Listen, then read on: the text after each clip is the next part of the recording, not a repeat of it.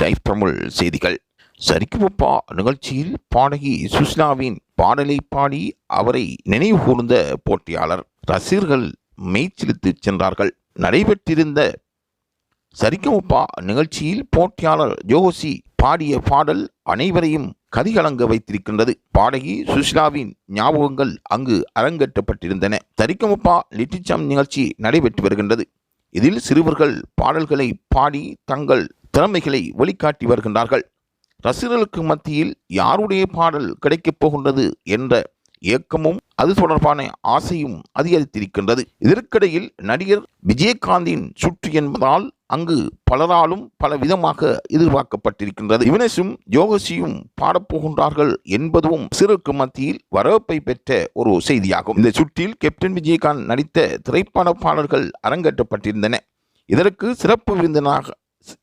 சிறப்பு விருந்தினராக நளினி மற்றும் விஜயகாந்தின் மகனான சண்முக பாண்டியன் கலந்து கொண்டிருந்தார். இதில் அனைத்து குழந்தைகளும் சிறப்பாக பாடினார்கள். ஆனால் அங்கு பாடிய சிறுவர்களுக்கு அன்று தொடக்கம் இன்று வரை பாராட்டுக்களை தெரிவித்து வருகின்றார்கள் இசை அமைப்பாளர்கள். சிறப்பாக பாடியிருந்தார்கள். பி. சுஷீலா அவர்களின் பாடலை பாடுவதென்றால் அதற்கு தனிப்பெரும் குரலும் சங்கீத நுட்பங்களும் தெரிந்திருக்க வேண்டும்.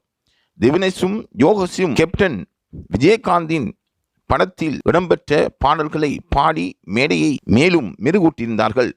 மயங்கினேன் சொல்ல தயங்கினேன் என்ற பாடலை யோகசி பாடியிருந்தார். அதனால் யோகசியின் பாடலுக்கு நடுவர்கள் வாழ்த்துக்களை தெரிவித்தார்கள். பாடிய அனைவரும் பாடகி சுஷீலாவை நினைவுக்கு கொண்டு வந்தார்கள். இந்த பாடலை கேட்ட அரங்கத்தில் இருந்த அனைவரும் யோகசி போழ்ந்து பாராட்டினார்கள்.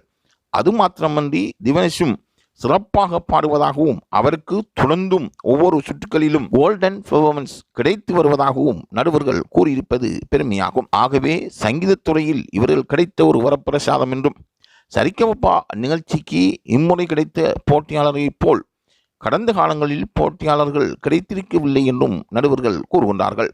ஆகவே திறமைக்கு எங்கு சென்றாலும் இடம் என்பதுவே லைவ் தமிழின் கருத்தாகும்.